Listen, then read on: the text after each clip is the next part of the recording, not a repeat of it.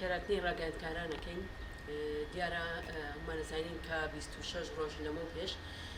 جارێکی تر دەستێکی ڕەش دەستێکی تیرۆر ژنێکی سیاسەتمەدار و ژنێکی چالاکوان لە کەرکوب تیرۆ دەکات. ئێمە کوشتنان و کوشتنانی ئازادی خواز وەکو کۆمەلگای عێراقی چاوەڕانی ئەو بوون کە لێکۆڵینەوە بکرێ و ئەو تاوانبارە دەستگیر بکرێ بۆ ڕای گشتی ئاشکرا بکرێ، بەڵام بەداخەوە نەک ڕادەست نەکرا و نەدۆزرا و لێکۆڵینەوە نەکرا. ژنێ بۆتە قوربانی و جارێکی تر ژنێکی تری شەبێتە قوربانی کە 26 ڕۆژە مامۆستا دلۆڤان کە بەرپرسی نووسینگەی ڕێکخراوی ژنانی ئازادی کوردستانە لە کەرکوب دەست بەسەرە و ئەیانەوێ مامۆستا دلۆڤان لەژێر ئەشکەنجە و لەژێر گوشارە دان بنێ بە تاوانێک کاکەلەی کردو دوورە لەو دەیانەوێت دۆسیەکە بەلاڕێدا ببرێ و مامۆستا دلۆڤان لەژێر ئەو ئەشکەنجە و سزایە دان بەوەدا بنێت کە تیرۆریستەکە یا تیرۆرەکە بەلاڕێدا ببرێ.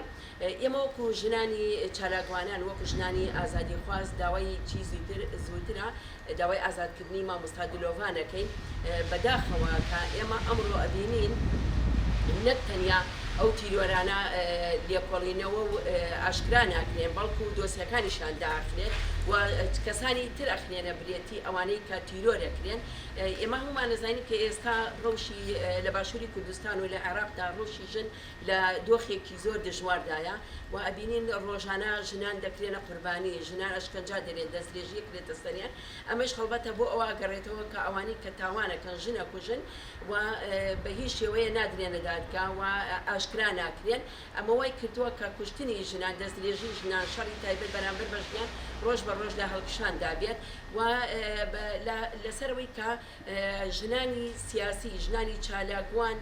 تیرۆرەکرێن و جارێکی تر ژنان لە ژێر ناموس و ڕۆژی کۆمەڵایەتیە جارێکی تر سزا ئەدرێتەوە. بۆی ئێمە وەکو ڕێکخراوەکانی ژنان وەکو ژنانی ئازادی خواست داواکەین چی زووترە ئەو دۆسیە بەلاڕێدا نەبرێ، داوا لە ژنانی کۆمەلگای عێراقیدا داوا لە ژنانی باشووری کوردستانەکەین کە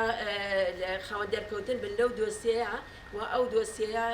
لێکۆڵینەوە بکرێ و تاوانباران بە سزا بگەیەندرێ و چی زووترە داوای ئازادکردنی مامۆستا دلۆڤانەکەین لەبەرەوەی مامۆستا دلۆڤان ژنێکی چالاکە، ژنێکی بیوێرە و مافی بەو تیرۆرەوە نییە.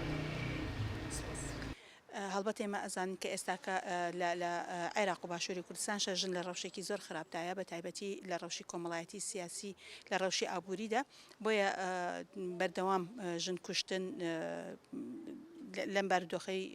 عێراق و بە تایبەتی باشووری کوردستانە زۆرە، ڕۆژ نییە ژنی تیانە کوژرە. بەڵام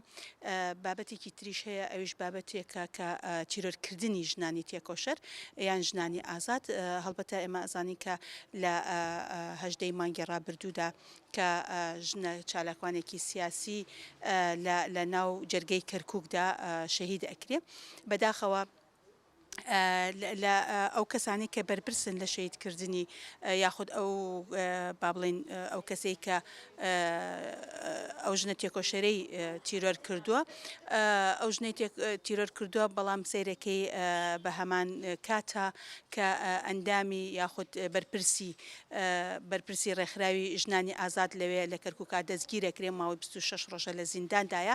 کە هیچ بەڵگەیەکی یاسایی نییە کە ئەو ژنە یان تێوە گلابێ یاخود هاوکار بێ یاخود بە هەر شێوازێک بێ لە شێوازەکان دوور و نزیک دوورە لە بابەتەکەوە. بۆیە ئەوەی کە ئێمە ئەیزانین کە مامۆستا دلۆڤان مامۆستایەکە لە کەرکووکایە هیچ پەیوەندێکی بە تیرۆرکردنی ژنە تێکۆشەر زەلالەوە نییە بە دوور و بە نزیکەوە. بۆیە لێرەوە داوا ئەەکەین لە حکوومەتی عێراقی هەرچی زووە کە مامۆستا دلۆڤان ئازاد بکات، چونکە ئازاد نەکردنی ئەو هەڵبەتە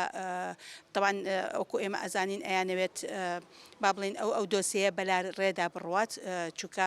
وەکو باسمان کرد مامۆستا دلۆڤان هیچ پەیوەندیەکی بابەتەکەەوە نییە. لە جیاتی ئەوەی کە مامۆستا دلۆڤان دەستگیرەکرێت ئەبێ بکوژان بدۆزرێنەوە و بە سزای خۆیان بگەێن.